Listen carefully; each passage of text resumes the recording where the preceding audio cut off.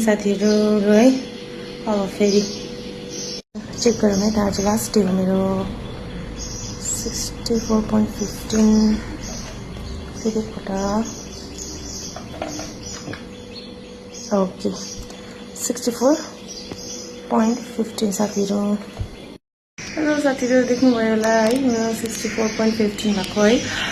हिजो 64.50 थियो आज 64.15 भएछु र हिजो चाहिँ मैले अलिकति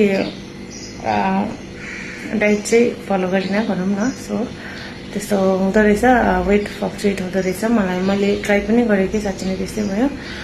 सो तपाईहरुले सोच्नुहुन्छ होला कसरी गर्नुभयो भनेर है मैले चाहिँ एउटा त्यो रिल्स नै हेर्दाखेरि चाहिँ एउटा पाकिस्तानी एक्टरले भन्दै थियो 1 विकमा चाहिँ यति चाहिँ घटे र यसरी भनेर अन्त मैले पनि एकपल्ट ट्राई गर्नु पर्यो कति त गरिसकेँ कति एक्सरसाइज कति गरेँ पहिला चाहिँ मलाई जति एक्सरसाइज गर्यो हैन वर्कआउट गर्यो खाना मजाले रुच्ने तिनै टाइम मजाले खाने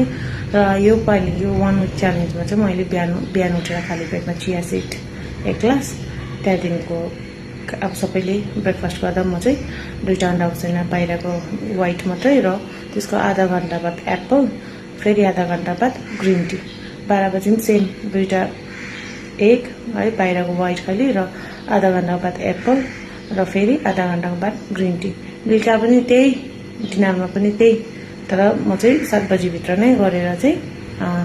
वक गर्न जान्छु 1 घण्टा दिदीसँग सँग दिदी हुनुहुन्छ उसँग जान्छु 1 घण्टा नाइटमा चाहिँ मैले विशेष गरी अन्डा पनि खाइन खाली एप्पल नाइट भन्दा पनि 6 बजेतिर एप्पल खायो